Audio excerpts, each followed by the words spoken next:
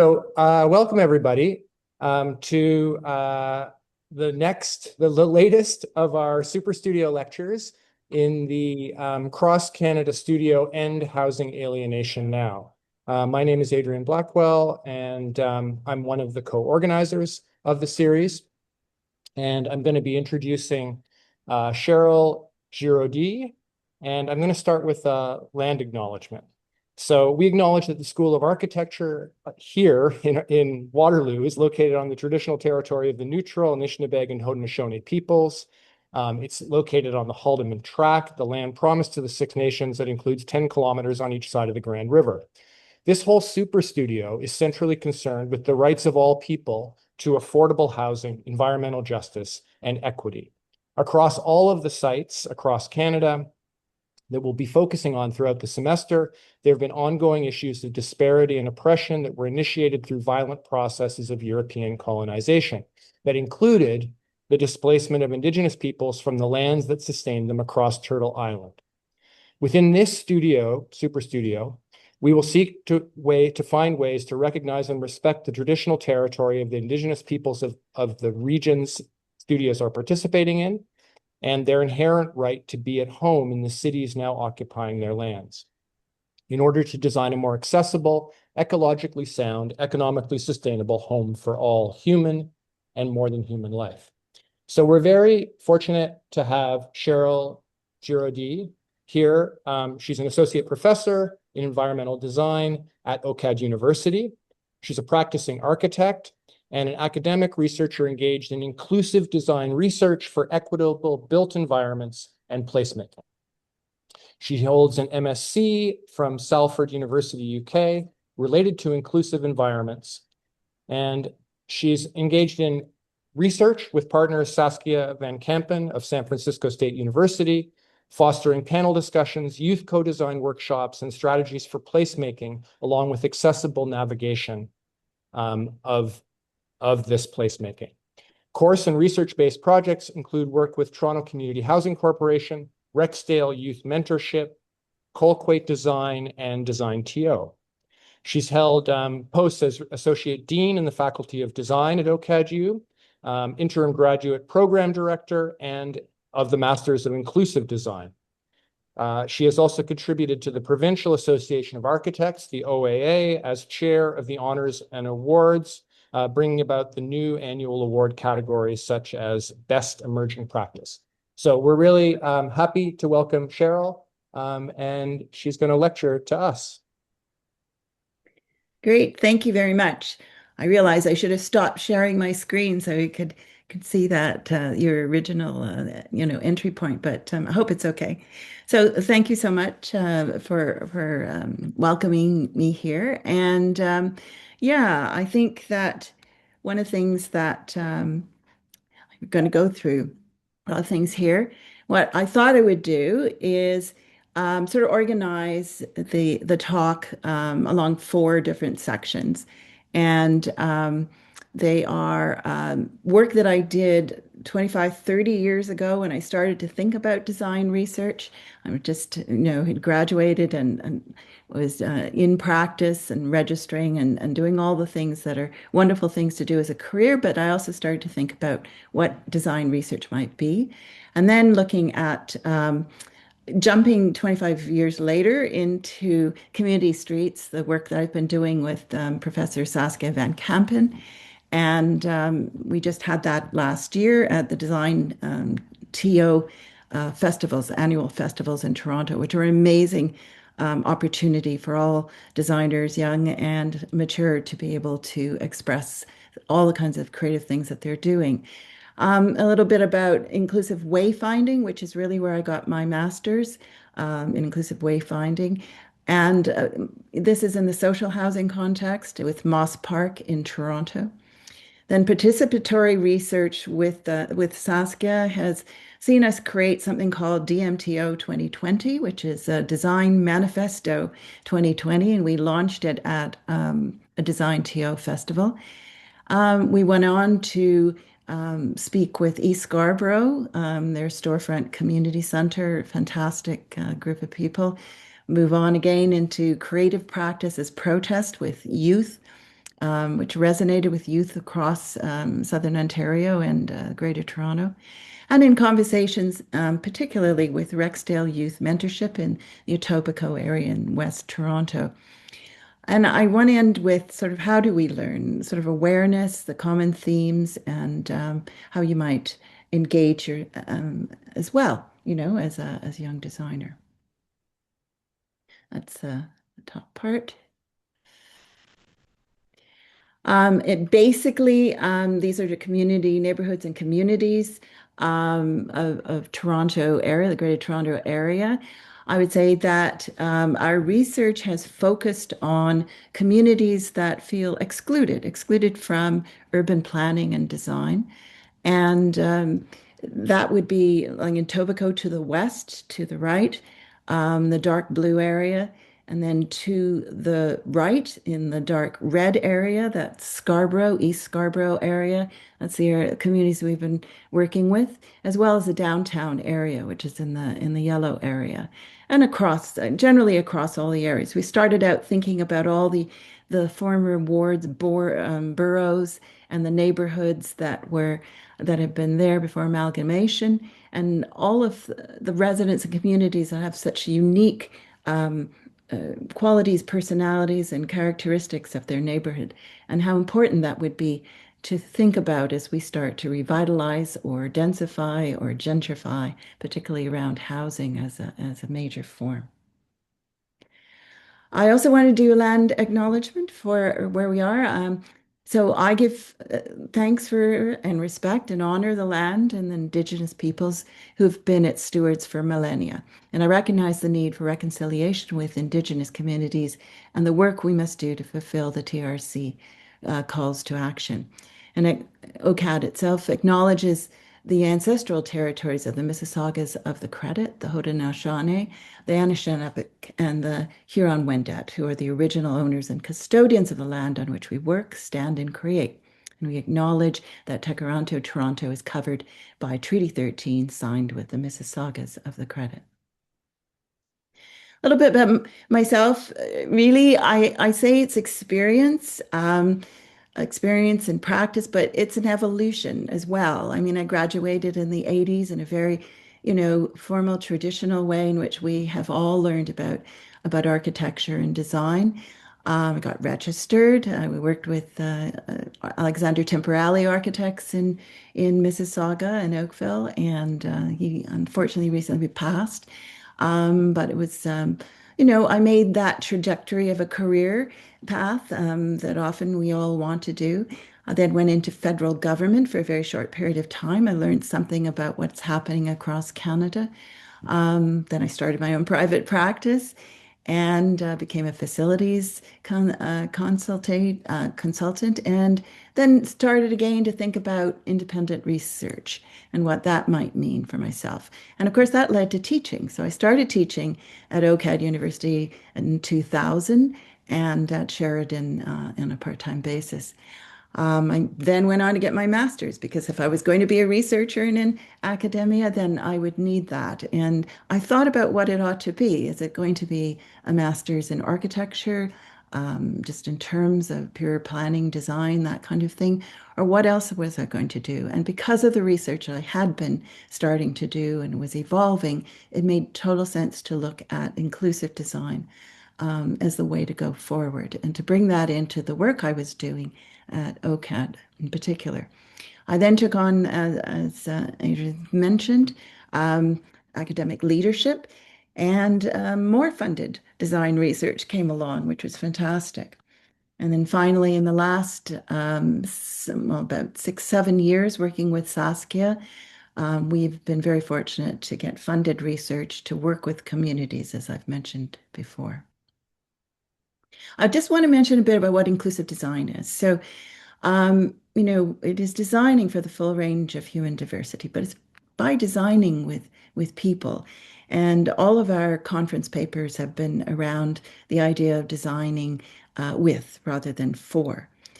At OCAD, we have the Inclusive Design Center and the Inclusive Design Research Center, major organization with 40 researchers that came to OCAD from elsewhere, from the University of Toronto and elsewhere, and pioneered by Dr. Yuta Travaranis. And the definition there is that it's full range of human diversity is mentioned for culture, language, ability, gender, race, and other forms of difference. And but what I want to add here is design research for inclusion in the built environment.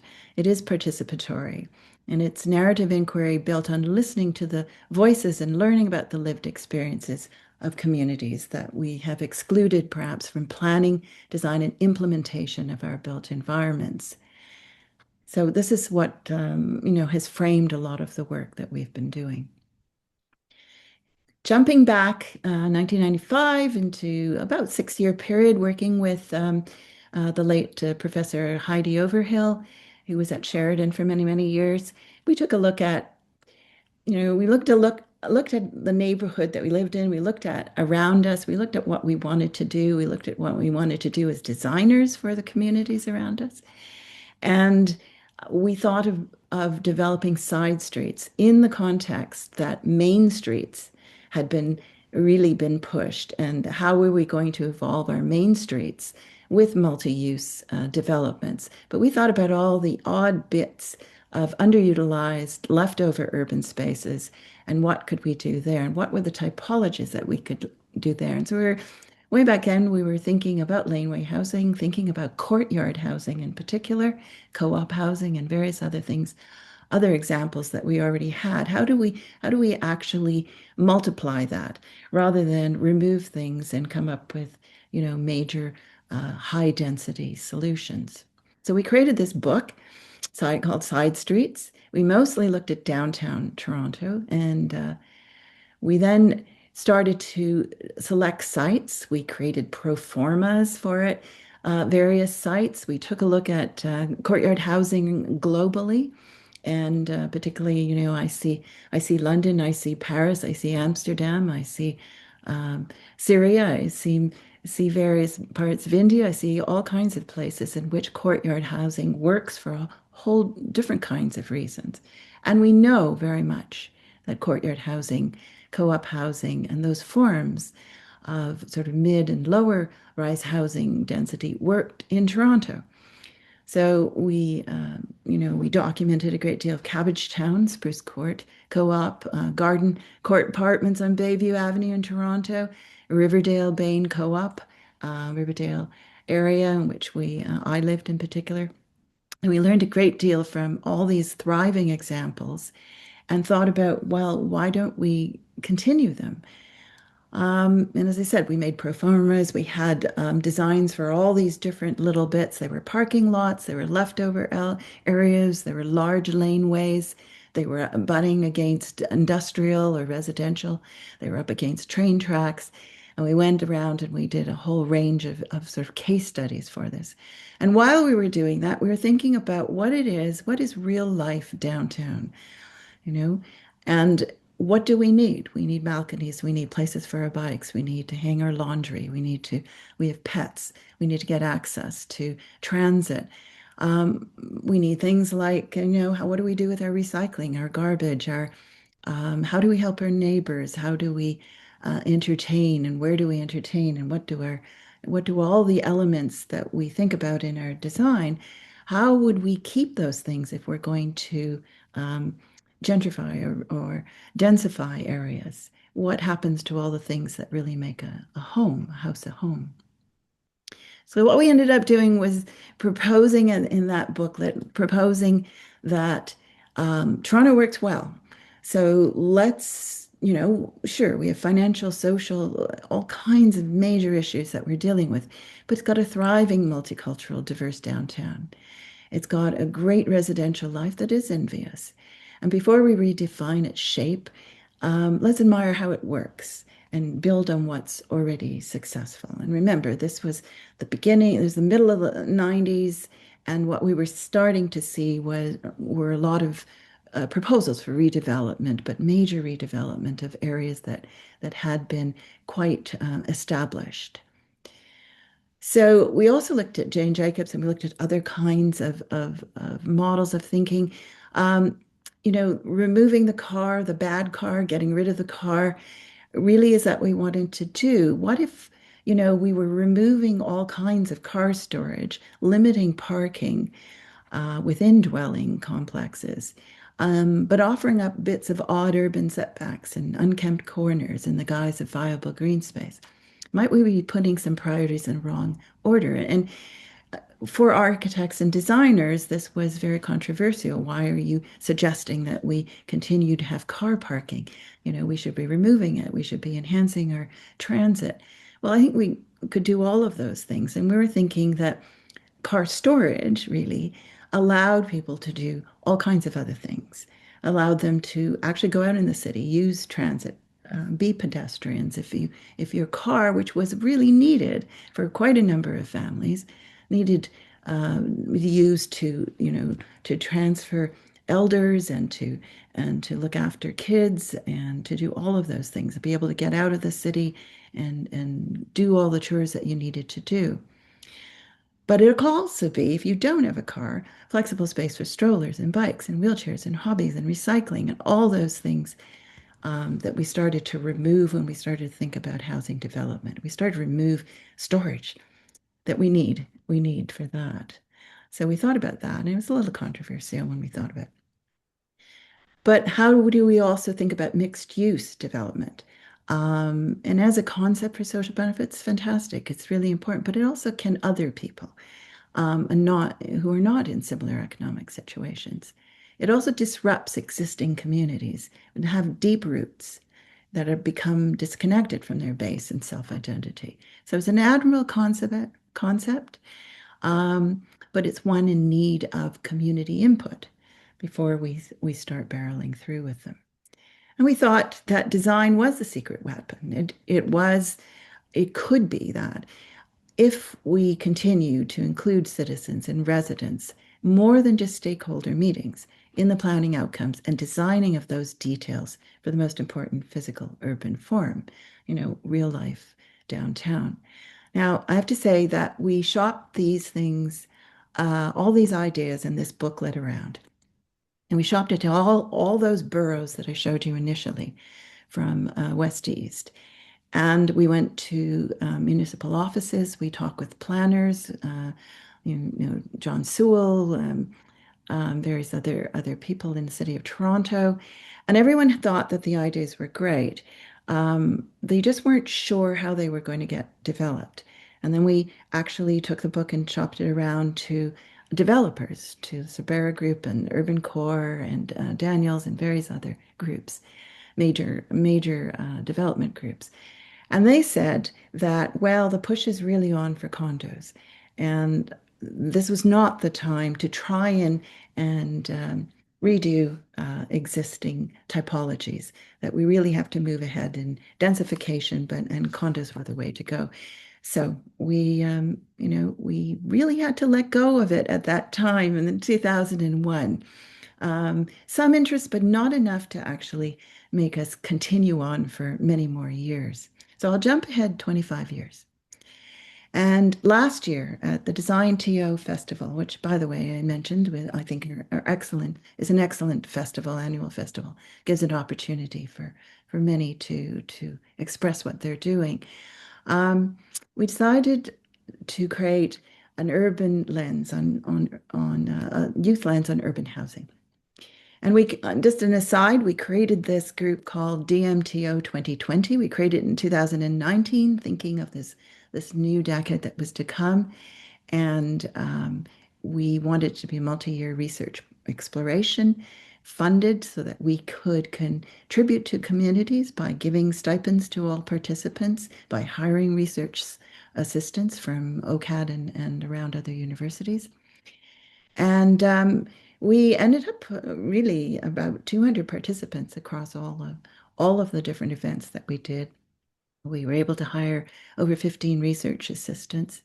And so for us, it was a very joyful but also deeply, intense time and listening to what communities had to say about how design worked for them. So Community Streets was launched, and The way in which we did it was a live broadcast through OCAD. We had a panel in which we brought in a senior urban planner from City of Toronto as a moderator, Ital Peleg, and we had social workers, youth advocates such as Brittany Parks and John A. Moba, who is a board member of Youth Without Shelter in the Toronto area, Greater Toronto area, who himself had experienced homelessness.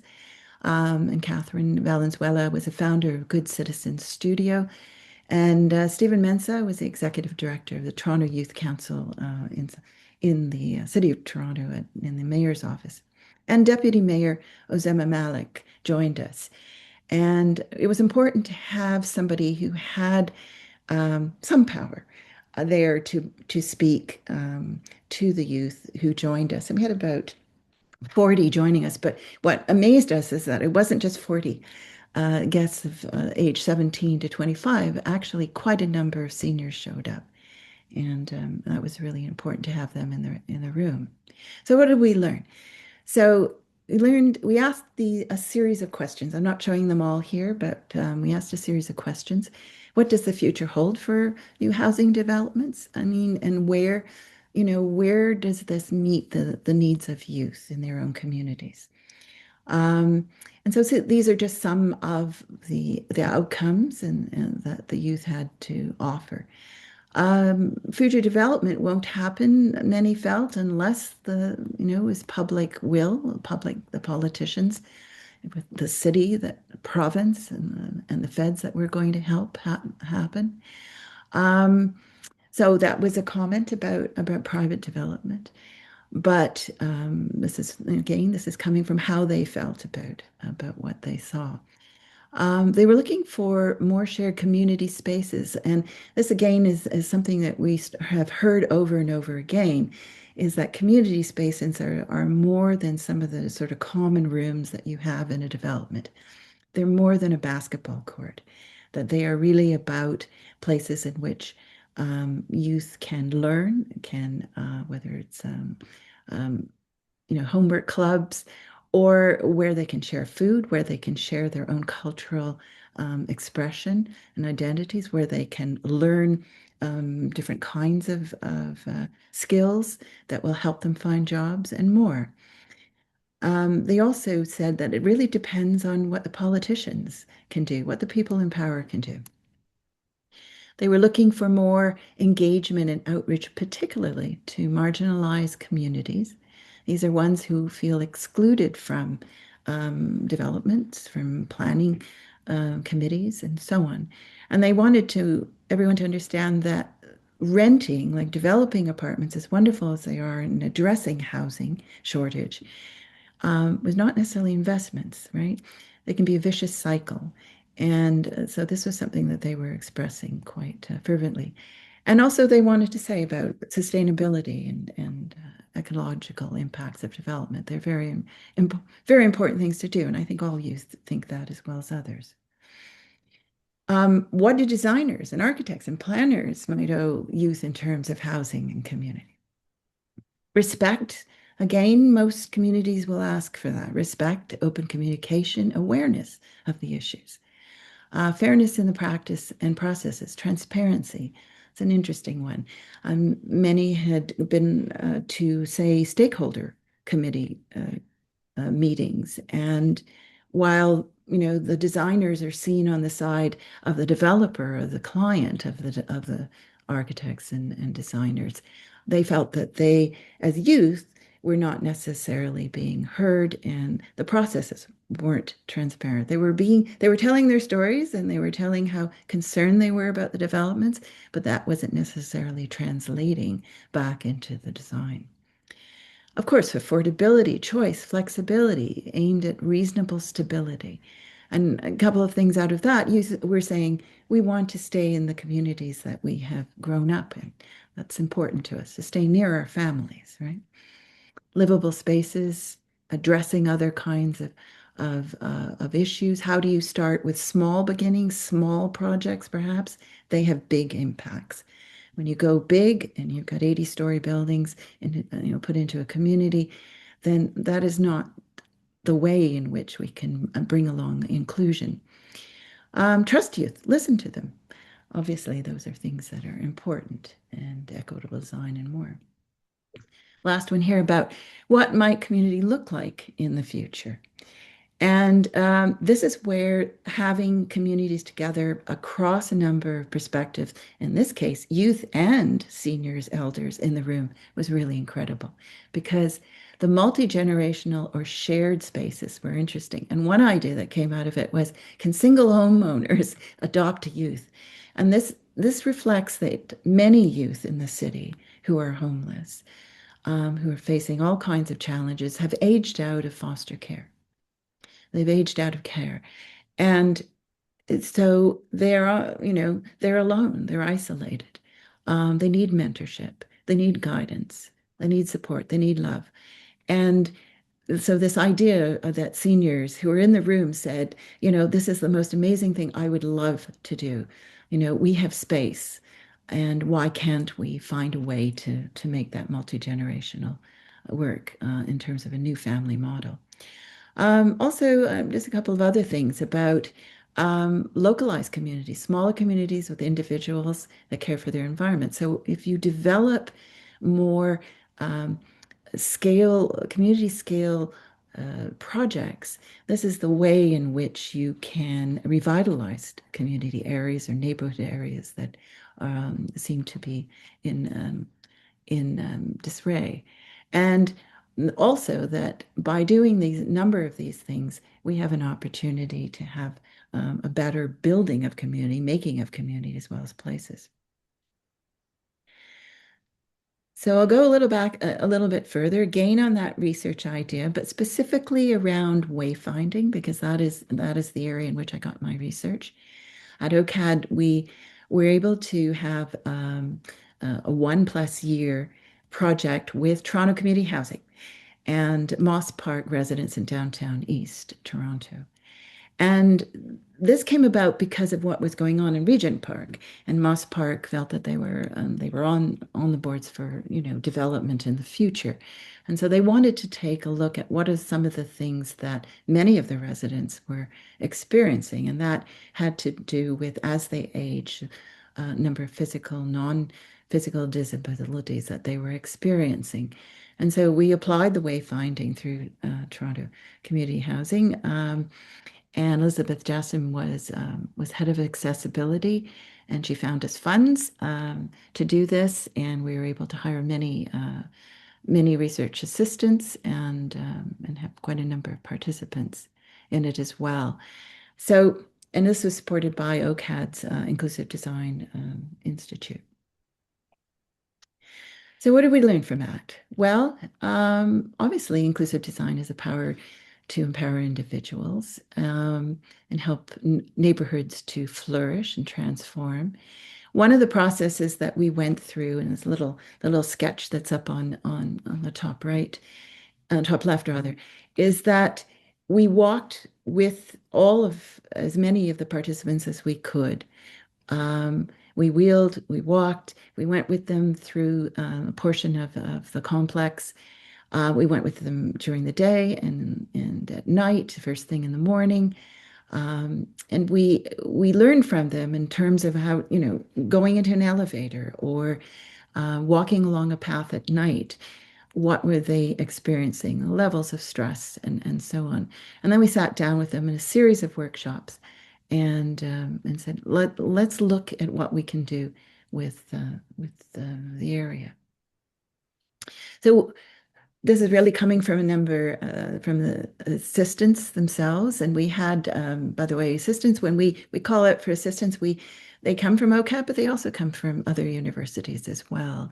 And Jesse Klimetz, really fantastic, led this. He's now gone on to be, with Human Space in Toronto and doing remarkably well. It's wonderful that I had a chance to work with him way back when.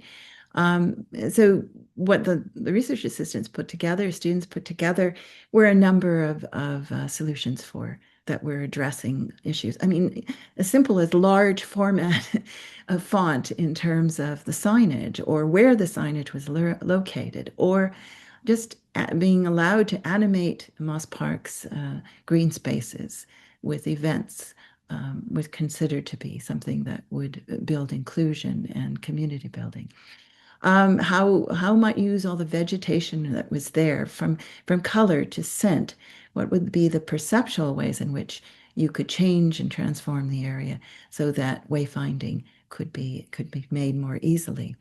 And then simple things like where is a bus shelter or a wheel-trans shelter in particular, so that had all the needs right there for those that had to use it, so that they were able to stand, wheel, sit, call for help, and so on. And of course, since that time, many of these things are done just in general in the public, but they were certainly not being done in a housing complex like Toronto Community Housing there.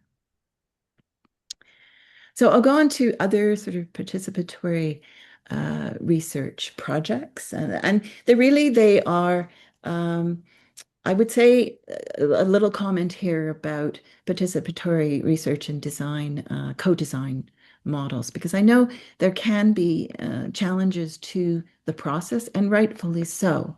The challenges I think that we also learned is that you can do a number of these. And as I said, we've already spoken with and engaged with 200 or so participants, but you can do this, and what happens at the end of it, right? We write the books, and our books always go back for to the community. It's really important that they get that and are able to do something with it, because it's their work, their ideas, and their stories that we're telling. We always pay our participants as best as we can. We support them as best as we can, depending on the grants that we can get, again, out of respect that they are sharing their time and effort. But at the end of the day, you also have to ask, where do these things go? How can it give agency to communities so that as we start to do more and more of our developments, that they have that agency as part of the design outcomes? So I know that's a question. I know that's an important one. I know there's some challenges to it, but I would say that it is also an opportunity to be heard. And that's pretty critical in of itself, because in doing that, there is an impetus. It can grow. It can mean that you become an activist. It can mean that you become, a politician. You run for office. You run for various points of power in which you might be able to make much greater change. So these are a series of events that we went through, again, funded events. Back to Design Manifesto in 2020 was an interesting year to start all of these things, because of course we went into lockdown. So before we went into lockdown, we were able to have a number of different forums. And we just asked about ideas for Toronto, like what, not necessarily art practice, but what came out of it was art practice. It was a lot of interest in creative practice in what we do in our public spaces. We invited Dave Meslin, who's a bit of a disturber.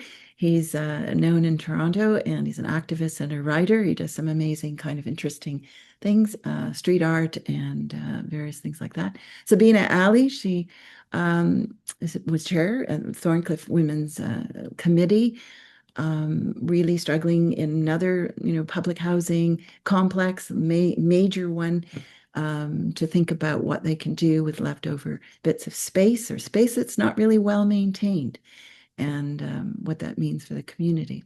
Sarah Ratzlaff is a writer, Spacing Magazine, and it's out of Toronto, and a public art critic. And Aliv Bhatia was a manager, policy, and community connections and Center for Connected Communities, particularly working with East Scarborough Storefront as well. So what did we learn out of this particular one?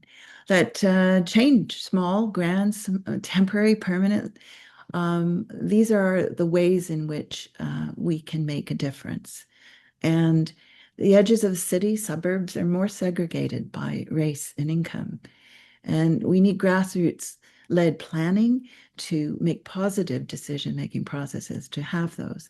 And all communities are ecosystems. So homogeneity doesn't necessarily work as a process for development. That was Aliv's comment.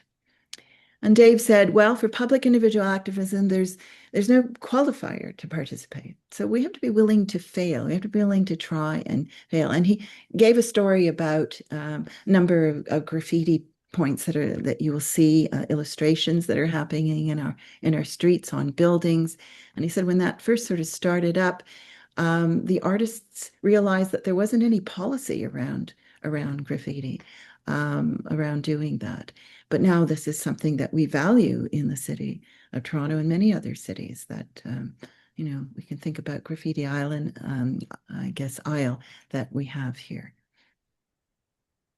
So it takes a little bit of guts, right? You have to be a risk taker when you are trying to make spaces and places, particularly as you do that through art practice. And Sarah said, well, while we're trying to emulate successful projects elsewhere in the world, we have a lot of unique neighborhoods. And art is one way in which we give identity, spontaneous, unexpected ways of creativity. And not tied to development projects as 1% or whatever of art that we install, but rather the things that we do in our own spaces and neighborhoods and buildings. And it reminds us that we can do something, we can be heard. And Sabrina was very interesting from Thorncliffe Women's Committee because she said to shape our neighborhoods, right, to make sure that our communities are strong and that we get the things that we need, we have to be very loud and we have to do things that are unexpected. And her point was that there had been bread ovens that were cropping up in our parks, like different Grove Park and others. And she said, we need a tandoori oven. So they set about to create that. And they'd used an odd bit of land, a park on the complex. Then we went eastwards. So we went to sort of further east, we went to the East Scarborough storefront. It's a project providing operational support, governance, and charitable expertise for change makers. An amazing organization. We held an open public forum there. This is when we were able to start to come back to explore what all the residents felt about the future of their area and how placemaking might do something. So, what did we learn from that? Well, we learned that planning tables are a good start, but we need to find ways to ensure that the creative ideas that come out of that they are seen as solutions and that they find their way into the final design decisions and implementation of our spaces. And so in that workshop, we had several maps of the area, and each table took a different area and decided some of the things that they wanted to do with it. Other thing that came out of that for seniors in particular, because there's quite a number of seniors in the room, they said, we want to engage with youth. We don't want to be separated from them. We want to stay in our home, of course, as long as we can, but we also want to engage with youth. So we shouldn't be creating community centers in which youth have certain times to be able to use it, and we have other times to use it. We should be doing things together. And so that intergenerational idea of common space was something that they were really keen on. And so I think that was an interesting thing. And we realized from all of these various events at that point that we really ought to be talking a little bit more with youth. So we invited youth from across Ontario, from across Southern Ontario, all of the different boroughs and regions. And one of the ways in which we wanted to do this was to partner with an advocate, a justice advocate. And we did with Brian Lee Jr., an AIA awarded architect. He's a national design justice advocate across North America, predominantly working in New Orleans and Portland, and certainly New Orleans after Hurricane Katrina. Really isolated and excluded so many communities as they were had to rebuild from that. So he certainly was involved greatly with what came out of that. Um, I hope that you do go to the site, co-locate, not with a QU, but a QA. Um, is a remarkable group, and we realized that maybe what we needed were experts in the area of talking about design justice, because they've been doing this for quite a number of years, and animating groups and communities and developing all kinds of interesting projects. So we brought them to Toronto. We managed to get funding for that as a partnership. We held it at the Inclusive Design Center at OCAD. We asked a whole series of questions. There's a whole book on this that have been developed. And by the way, Saskia and I develop books, mostly with beautiful design by Saskia, but we develop books on everything that we do, and we're still working on that because we give those books back to the community. It isn't really because we need to have them for our own portfolio, though it's wonderful, but it's really because it's it's a collection of the actual work that is done by communities, and we want them to use it and have it in whatever way they need. It's their voice. Some of the questions asked of the youth that joined us are like, who are you? How are you going to change the world? What's your calling in life? Where are you from? What's your name? All of those things. But what's your calling in life? What you want to do? These are some of the images of the different areas across the GTA where the students came from. And we had one or two that came from Eastern, Southern Ontario as well. We asked who has power, who holds power, right? How do you get that power? How do you find your agency? You have a voice, a huge number in the population of youth in Toronto between 17 and 25. What can you do with your voice? And it was full day workshop. It was quite an interesting one. We broke up into a number of different topics that the youth themselves had come up with. And then we had presentations at the end of the day. These are just a couple of the many, many different topics and outcomes that came out of it. And so what did we learn? So for under public access and civic realm and justice, address the role of trust in planning, look to the priorities of the communities in building policies around redevelopment, create a discourse on the dynamic between the core, downtown core, and the suburban satellite centers to foster connection. That was spoken about quite often, that at the edges of the downtown, those in, say, Queen's Plate, Rexdale, and so on the edge of Tobico, how do they connect with downtown? They rarely come downtown. It's expensive, or they don't have something that drives them downtown. So they stay in the community. And you said, we need to make these connections so that those living in every other borough or every other ward or neighborhood understand what makes up the GTA, what makes up Greater Toronto area, who's there, what are their interests, what are their struggles, where have they come from. We need to have that kind of cross-fertilization. And this is why really the Super Studio is remarkable to me, is because it does lead to that opportunity, at least some insight, right, about what's happening across our country in terms of design and planning and our education for it. And in the shelter component, they said, well, what about new models of ownership? Obviously dispersing NIMBYism in favor of YIMBYism and gentle density and other kinds of exploratory ways in which we might develop. Understanding that new housing developments still fuel barriers and marginalization and isolation, and strive for things based on human rights, engagement between the provider and the resident, as well as other things.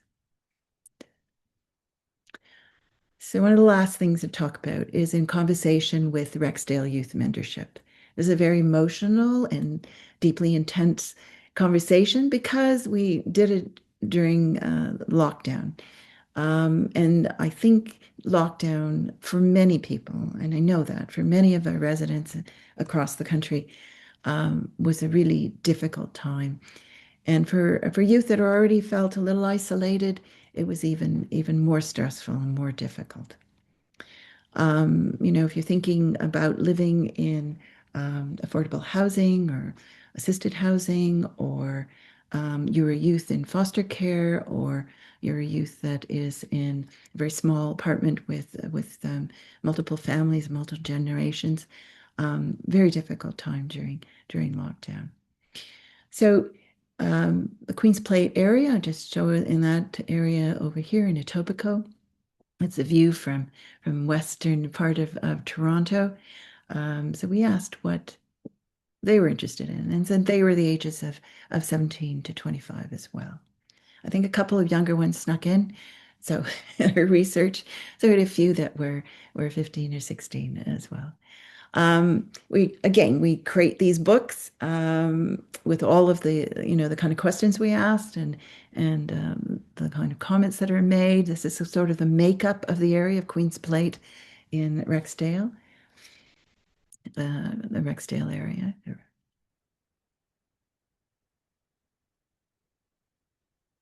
What do we learn from that?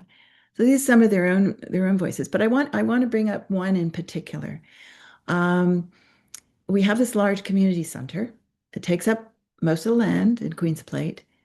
Um, it hurts us to know that we can't get access to it, and we see more and more outsiders using it on a regular basis. The other things that we heard is that basketball courts are not the only kind of recreational play space for youth or others, that more types, variety of common spaces are needed. We need places to sew, learn skills, learn to dance. This is a Ghanaian community, so music, really important. Where do you play drums? Where do you learn to play another instrument? How do you braid hair? What are things that other kinds of ways in which we can be so that we're not just basketball players? And the basketball courts get really scheduled a lot. And so a lot of youth felt, particularly those identifying as cisgender, as women, were saying, you know, we are not really included in a sense unless we play basketball. What about all those other spaces? So in development, giving over a certain percentage to these sort of things of mixed use development really needs some more thought about what that can be. So just as a summary, sort of going way back to 30 years, paying attention to details about how we live in real life in real downtown.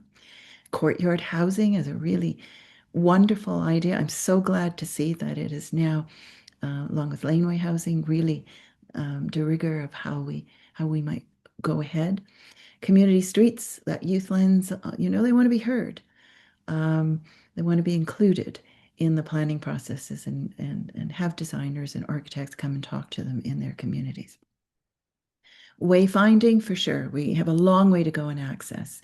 We're getting there, of course, but I don't know if you looked at our winter in Toronto recently and how I saw elders trying to suffer, trying to get around.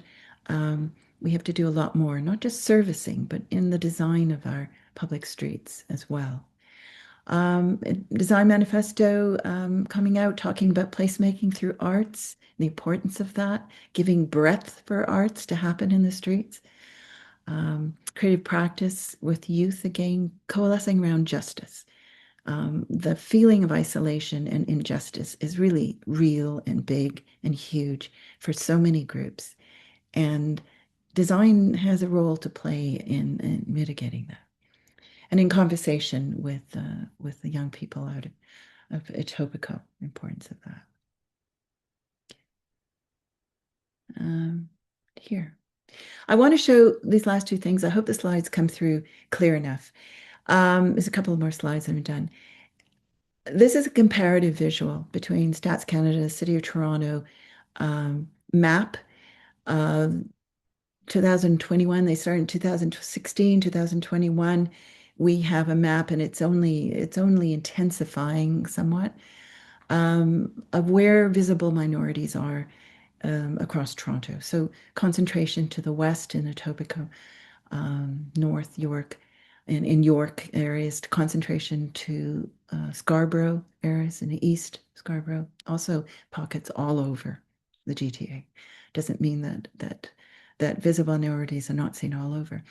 The statistics, I believe, are over 50% who identify as visible minorities. So we might have to think about the term minority in the future, what that means.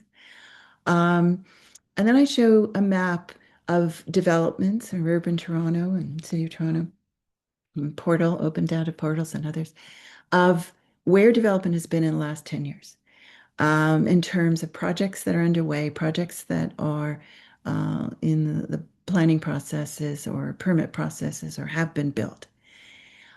These are developments, particularly around housing and so on. And I want you to see the difference there. What I'm trying to point out is that um, irrespective of the fact that we also have the Humber River in there and Don Valley and so on, we do have a sparsity of concentration of development in the areas where we have higher concentration of visual minority, particularly Black population and others. So I think there's a conversation anyway to be had about inclusion and how we might go forward when we think about our developments. I have to end on a positive note here as well, and that is this, one of the largest co-op projects happening that's in Toronto with the Co-op Federation of Toronto and City of Toronto and the federal funds and Create Toronto Windmill and so on. I think is fantastic. One could argue, you go ahead and argue about whether the aesthetics of the building is what you think should be there. We can all have discussions about that for sure. But this is grassroots development. And I think this is fantastic and really points the way. And there's so many other ones. 60 Richmond in Toronto is also Co-op Toronto Community Housing. I also think wonderful project. There are many that are coming along, and it's fantastic to see and heartwarming. And I point to these when I speak to communities that feel that they've been excluded, because there is a way forward.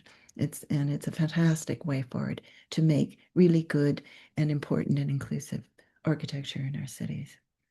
So thank you very much.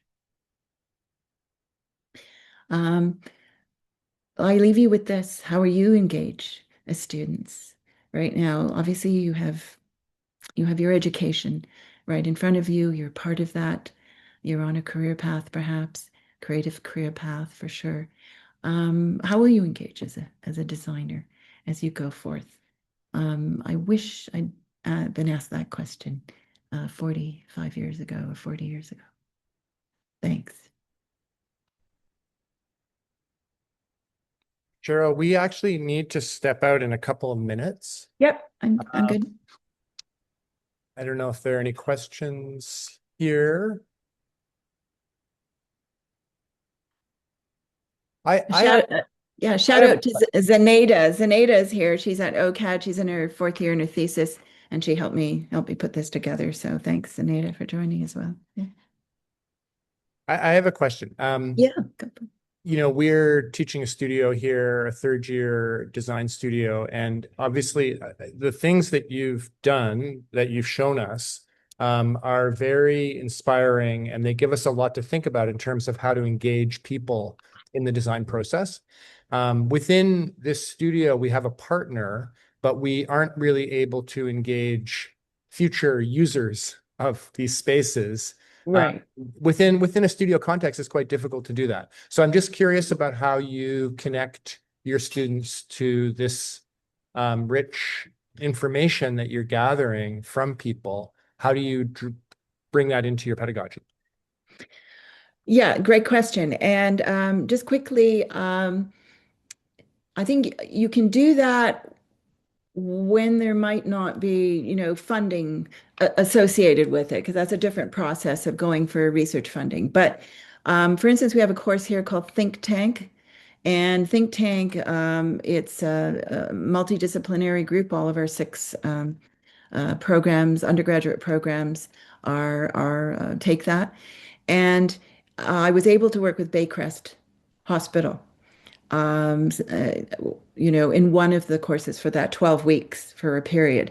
And the way you did that is that, yeah, you have to put together ethics, applications and do all those sort of things. But we worked with them over that whole period of time, looking at wayfinding. And I didn't show that project here, but um, that was amazing. Took the whole class there, and they were illustrators and artists, jewelers, and architects, interior designers, and took them to Baycrest Hospital, and they put a team together from their end. They were willing to do that. Again, big organization can do things like that, right? But they were able to do that, and then we were able to meet with them periodically. They came to OCAD, and we put together a booklet of different kinds of solutions that might work for seniors who were there, and some of the wayfinding challenges that they had through all the corridors and common spaces and so on. It can be done. It takes a lot of work. It took the whole summer before to be able to pull that together. But if you do have a willing participant in a nonprofit or an organization, and they feel that it would be a benefit for them, and I think the important thing is, and I'll just give me a sec here. That's the book we put together for them. With all kinds of solutions from the students. Um, the copyright is still in the students' hands, still OCAD, still all of those things, and also with Baycrest. And so they were able to say, okay, we can take this back and look at it and build on it and do other things. I think it can be done. I just think that it does take that kind of organization and a lot of work for sure.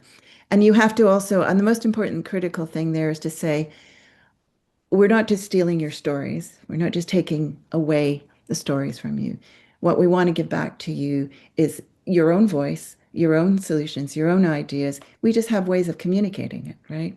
As designers and creative people. And I think that's the way in which the buy-in is, and sort of assuming that all our end users are not creative. No, everybody is. And I think that giving them agency to believe that it's okay to talk to designers, architects, and planners is really important, because that's the first thing they say. I'm not a creative person. I'm not, should I be in this space?